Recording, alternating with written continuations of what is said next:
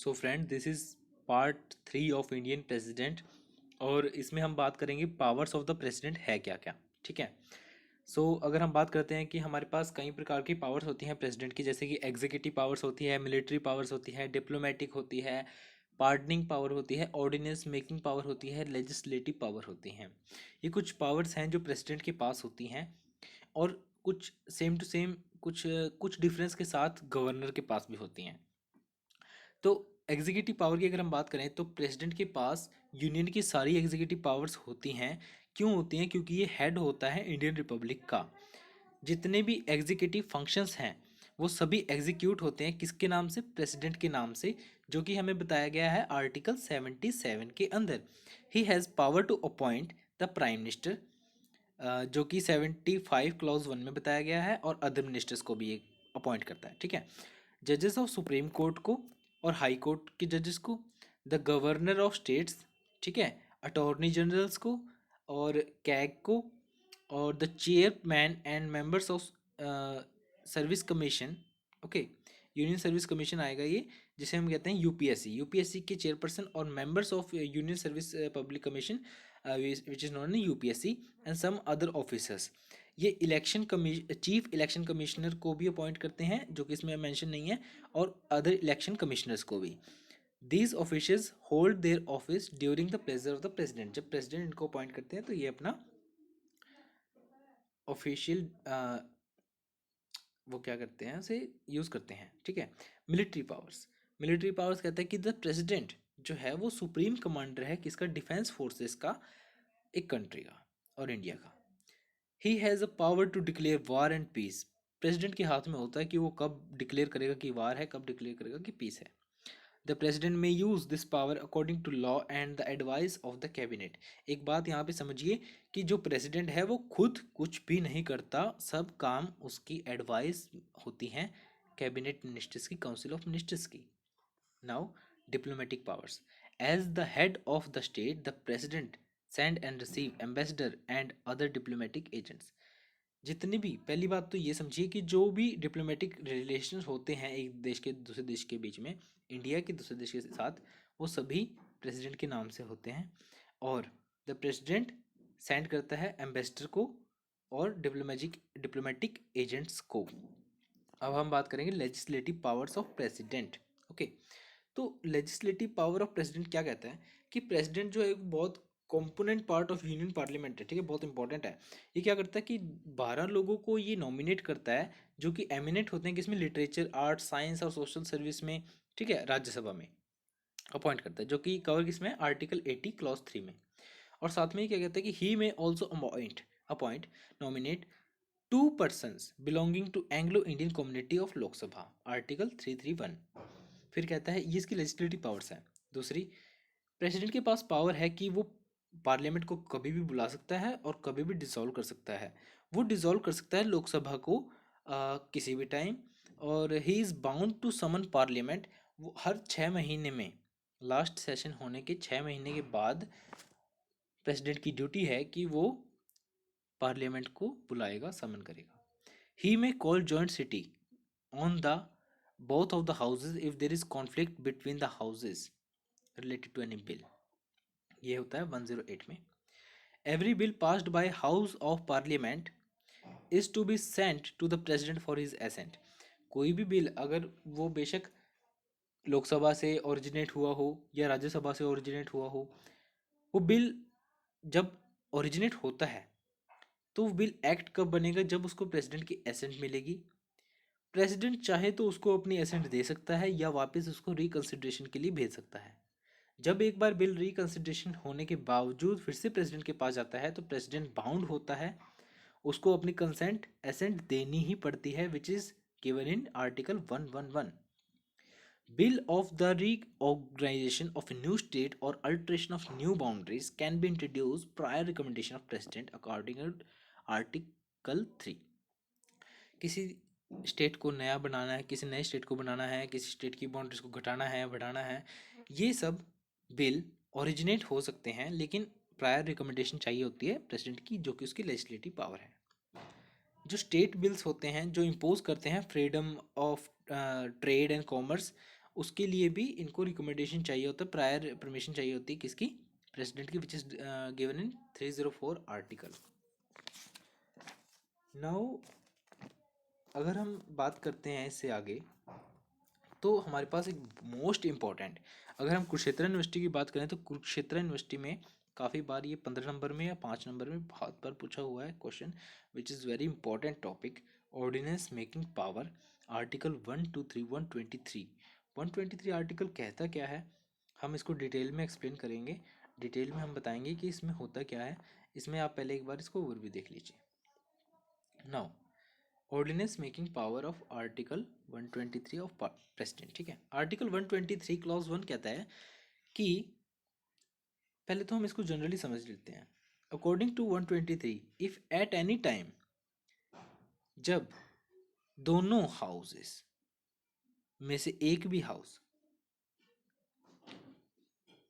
Session में नहीं है और प्रेसिडेंट को ये लगता है, प्रेसिडेंट सेटिस्फाइड होता है कि ये सर्कमस्टांसेस हैं कि इमीडिएट एक्शन होना चाहिए, कोई लॉ चाहिए ज़रूरी इमीडिएट, तो वो एक ऑर्डिनेंस दे सकता है, ऑर्डिनेंस बना सकता है। 123 क्लॉज 2, जो ऑर्डिनेंस प्रेसिडेंट के द्वारा बनाया जाएगा उसका सेम इफेक्ट होगा जैसा कि एक एक्ट बनाया जाता पार्लियामेंट के द्वारा। 123 क्लॉज ए कहता है कि हर ऑर्डिनेंस जो बन चुका है प्रेसिडेंट के द्वारा बनाया गया है, जब पार्लियामेंट इकट्ठी होगी, बैठेगी, द डे 1 से लेके 6 वीक्स तक वो वैलिड रहता है। आफ्टर दैट वो अपने आप कोलैप्स कर जाएगा, या फिर इससे पहले उसको ख़त्म करने का कोई रेजोल्यूशन पास किया जाता है हाउसेस के द्वारा, या फिर प्रेसिडेंट खुद अपनी मर्जी से, अपनी सहमति से उसको वापस ले लेता है ऑर्डिनेंस को। क्लॉज 3 123 का क्या कहता है कि अगर पार्लियामेंट के पास ऐसा कोई सब्जेक्ट नहीं है जिस पे वो लॉ नहीं बना सकता और प्रेसिडेंट ऑर्डिनेंस बनाता है तो वो वॉइड होगा। प्रेसिडेंट सिर्फ उसी सब्जेक्ट्स पे लॉ बना सकता है जिस पे पार्लियामेंट बना सकता है, ऑर्डिनेंस उसी सब्जेक्ट पे बनेगा जिस पे पार्लियामेंट बना सकता है, ओनली दैट्स ऑल। आर्टिकल 123 में एक वर्ड यूज होता है satisfaction. Satisfaction word court can not inquire, court इसके अंदर इंक्वायर नहीं कर सकता कि क्या चीज़ें हैं जिसको प्रेसिडेंट को जो सेटिस्फाई करती हैं ऑर्डिनेंस बनाने के लिए, कोर्ट इसमें इंटरफेयर नहीं कर सकता। The word satisfaction, important thing, an ordinance can be only issued, एक ऑर्डिनेंस देखो जब क्यों इशू हो सकता है, कब हो सकता है, कब हो सकता है, जब, क्यों तो इसलिए हो सकता है कि जब इमीडिएट ज़रूरत हो, और कब हो सकता है when both the houses of the parliament are not in session. अब लोकसभा सेशन में नहीं है लेकिन राज्यसभा सेशन में है, और किसी भी बिल को पास होने के लिए, एक्ट बनने के लिए दोनों हाउसेस की ज़रूरत होती है। अगर एक भी सेशन में नहीं है तो ऑर्डिनेंस पास किया जा सकता है किसके द्वारा, प्रेसिडेंट के द्वारा। जो यहाँ पे सेटिस्फेक्शन, वो पर्सनल सेटिस्फेक्शन नहीं है प्रेसिडेंट की, बट इन रियलिटी ये सेटिस्फेक्शन है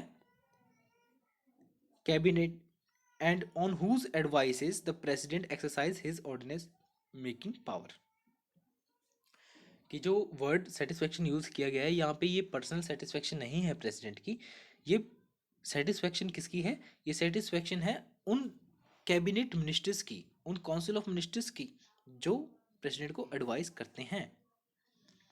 अगर हम बात करें, एक केस है, इन केस ऑफ आर के Garg versus union of India, 5 जजेस की बेंच ने सुप्रीम कोर्ट में हेल्ड किया कि स्पेशल बियरर बॉन्ड जो एक ऑर्डिनेंस पास किया था 1981 में, अल्ट्रा वायस नहीं है आर्टिकल 123 का, क्योंकि प्रेसिडेंट कंपिटेंट है टू इशू एन ऑर्डिनेंस जो कि टैक्सेशन लॉज को अल्टर भी कर सकता है और अमेंड भी कर सकता है, और साथ के साथ टैक्सेशन लॉज पे पार्लियामेंट भी लॉ बना सकता है, इसलिए इसको कॉन्स्टिट्यूशनली वैलिड माना गया है। A K Roy versus union of India, इसमें क्या होता है कि the national security ordinance 1980 provided for detention of person acting in a manner defense of India, security of India, and the ordinance was challenged on the basis of vagueness and arbitrariness. एक national security ordinance होता है जिसके अंदर defence of India, security of India के उसमें detention की जाती है पर्सनस की, और इसको चैलेंज किया जाता है कि ये वेग है, आर्बिट्रेरी है लॉ के। तो सुप्रीम कोर्ट हेल्ड करता है कि ये वॉयलेटिव नहीं है आर्टिकल 14 के, और ये बहुत सही है।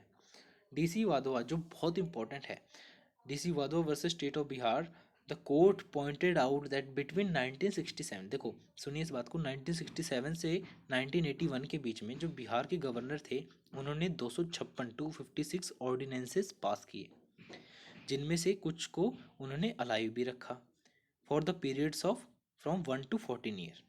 आउट ऑफ दिस 256 के अंदर से 69 वर री प्रोमुलेटेड, मतलब फिर से उनको बनाया गया several times with prior permission of president. Court ने इसको कहा, सुप्रीम कोर्ट ने, कि subversion of democratic process है and colourable exercise of powers है, and he held that this amounted to fraud on the constitution and hence unconstitutional. तो ये unconstitutional था। ये था ordinance making power of president. Now power to grant pardon, article 72। Article 72 कहता है कि president चाहे तो किसी को पार्डन कर सकता है, रिप्राइव कर सकता है, रिस्पाइट्स कर सकता है, और रिमिशन ऑफ द परमिशन कर सकता है, पनिशमेंट कर सकता है, और टू सस्पेंड कॉमा रेमिट और commute the sentence of any person. अब ये कैसे कैसे कौन कौन सी पनिशमेंट को कर सकता है? वो पनिशमेंट्स जो कोर्ट मार्शल्स ने दी हो, जो आर्मी कोर्ट्स ने दी हो। दूसरी, जो डेथ सेंटेंस हो, या फिर यूनियन एग्जीक्यूटिव वाले ये सभी होते हैं।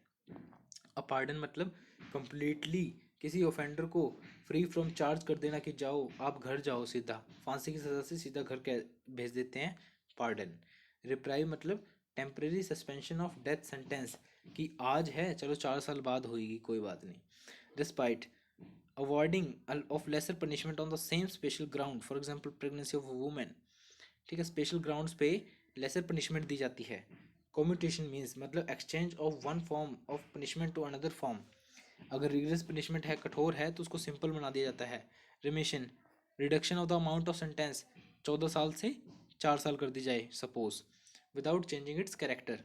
अगर वो रिगरस थी तो रिगरस ही रहेगी, सिंपल थी तो सिंपल ही रहेगी। इसमें एक इंपॉर्टेंट केस आता है Kuljeet Singh versus lieutenant governor of Delhi. इसमें क्या था कि जो पेटिशनर थे रंगा एंड बिल्ला, उन्होंने 2 बच्चों का कत्ल किया था, इनोसेंट चिल्ड्रन का, and awarded death sentence by session court which was confirmed by high court. ठीक है, और सेशन कोर्ट ने उनको फांसी की सज़ा दे दी, जो कि हाई कोर्ट ने भी कन्फर्म कर दी।